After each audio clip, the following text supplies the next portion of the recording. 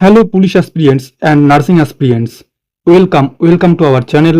আশা করি সকলে ভালো আছো, সুস্থ আছো। গতকাল 14ই জুলাই 2026 সকল চাকরি প্রার্থীদের জন্য কালকের দিনটি খুবই গুরুত্বপূর্ণ ছিল, কারণ গতকাল সুপ্রিম কোর্ট থেকে ওবিসি মামলা প্রত্যাহার করে নিল রাজ্য সরকার। নিয়োগে রইল না আর কোনো বাধা। আজ আমরা এই ভিডিওতে আলোচনা করব আপকামিং ভ্যাকান্সিতে এই ওবিসি সংরক্ষণ কত পার্সেন্ট থাকবে এবং অনগোয়িং রিক্রুটমেন্ট প্রসেস যেগুলো চলছে সেগুলোতে 17% নাকি 7% ওবিসি সংরক্ষণ দেওয়া হবে। এছাড়া আগামীতে কোন কোন ভ্যাকান্সি আসতে চলেছে, ডাব্লিউইপি 2024 রিক্রুটমেন্ট কেপিএসআই এর রেজাল্ট কবে প্রকাশিত হতে পারে, এই সকল বিষয় নিয়ে আজকের এই বিস্তারিত আলোচনা। ভিডিওটি শুরু থেকে শেষ অবধি দেখো, কেউ ভিডিওটি স্কিপ করবে না। ভিডিওটি স্কিপ করলে তোমরা অনেক গুরুত্বপূর্ণ তথ্যগুলো মিস করবে।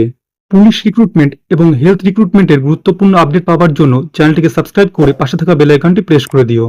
প্রথমে তোমাদেরকে যে তথ্যটি দেব সেটি হলো আপকামিং যে ভ্যাকান্সিগুলো আসতে চলেছে ওই ভ্যাকান্সিতে ওবিসি সংরক্ষণ থাকবে 7%, অর্থাৎ ওবিসি এ এবং ওবিসি বি বলে কোনো সংরক্ষণ থাকবে না। একটি সংরক্ষণ থাকবে, সেটি হলো ওবিসি সংরক্ষণ, এবং এই সংরক্ষণ থাকবে শুধুমাত্র 7%।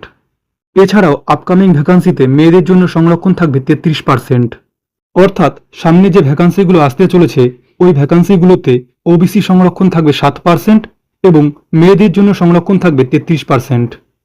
এবার আমরা আলোচনা করব অনগোয়িং রিক্রুটমেন্ট প্রসেস, অর্থাৎ যে সমস্ত রিক্রুটমেন্ট প্রসেসগুলো এখন চলছে সেই সমস্ত রিক্রুটমেন্ট প্রসেসে ওবিসি সংরক্ষণ কত পার্সেন্ট থাকবে, 17% নাকি 7%।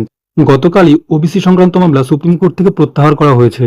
এখনও রাজ্য সরকারের তরফ থেকে ঘোষণা করা হয়নি অনগোয়িং রিক্রুটমেন্ট প্রসেসে ওবিসি সংরক্ষণ 17% থাকবে নাকি 7% থাকবে। আশা করি সরকারের তরফ থেকে খুব তাড়াতাড়ি ঘোষণা করা হবে যে এই অনগোয়িং রিক্রুটমেন্ট প্রসেসে ওবিসি সংরক্ষণ 17% নাকি 7%। আমাদের সকলের লক্ষ্য এখন ওই দিকেই থাকবে যে সরকারের তরফ থেকে কি ঘোষণা করা হয়। এবার আমরা আলোচনা করব আগামীতে কোন কোন ভ্যাকান্সিগুলো আসতে চলেছে এবং কোন কোন রেজাল্ট খুব তাড়াতাড়ি প্রকাশিত হতে পারে। আগামী কয়েক মাসের মধ্যে যে সমস্ত ভ্যাকান্সিগুলো আসতে চলেছে সেগুলো হলো, বন দপ্তরে প্রচুর পরিমাণে শূন্যপদ ফাঁকা আছে, সেখানে কনস্টেবল এবং অফিসার নিয়োগ করা হবে। এবছর বন দপ্তরের এই রিক্রুটমেন্ট ডাব্লিউবিপিআরবির আন্ডারে হবে। এছাড়াও ডাব্লিউইপি কনস্টেবল প্রায় 10,000-এর উপরে আসতে চলেছে। WBP sub inspector, KP sub inspector এবং excise constable, excise ASI, excise SI এর ভ্যাকান্সি আসতে চলেছে। এছাড়াও হেলথ রিক্রুটমেন্টের মাধ্যমে হসপিটালগুলোতে doctor, staff nurse grade 2 staff nurse নিয়োগ করা হবে। আগামী কয়েক মাসের মধ্যে যে সকল রেজাল্টগুলো প্রকাশিত হতে পারে তার মধ্যে প্রথমে আছে ডাব্লিউইপি 2024 রিক্রুটমেন্ট। ডাব্লিউইপি 2024 রিক্রুটমেন্টের রেজাল্ট খুব তাড়াতাড়ি প্রকাশিত হবে এবং তোমাদের ট্রেনিং সেন্টারে যাওয়ার আর মাত্র 1 মাসের অপেক্ষা, অর্থাৎ তোমাদের সেপ্টেম্বরের মধ্যে জয়েনিং হবে।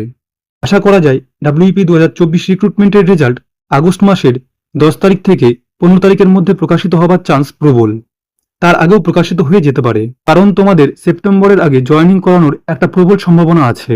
ডাব্লিউইপি 2024 রিক্রুটমেন্টের রেজাল্ট প্রকাশিত হওয়ার পর প্রকাশিত হতে পারে কেপি সাব ইন্সপেক্টরের রেজাল্ট, এরপর প্রকাশিত হবে কেপি কনস্টেবলের প্রিলিমিনারি পরীক্ষার রেজাল্ট। এছাড়াও ডাব্লিউইপি সাব ইন্সপেক্টর মেন পরীক্ষার রেজাল্ট সেপ্টেম্বরের প্রথম সপ্তাহে প্রকাশিত হওয়ার চান্স প্রবল। এই ভিডিওতে এতক্ষণ পর্যন্ত আমি তোমাদের সাথে যা আলোচনা করলাম সম্পূর্ণ আমার ব্যক্তিগত বিচার বিশ্লেষণ এবং অধ্যবসায়ের উপর ভিত্তি করে তৈরি করা। যদি ভিডিওটি ভালো লেগে থাকে তাহলে অবশ্যই একটা লাইক করো এবং চ্যানেলটি সাবস্ক্রাইব করে পাশে থাকা বেল আইকনটি প্রেস করে দিও। দেখা হবে আগামীকাল আরেকটি ভিডিও নিয়ে।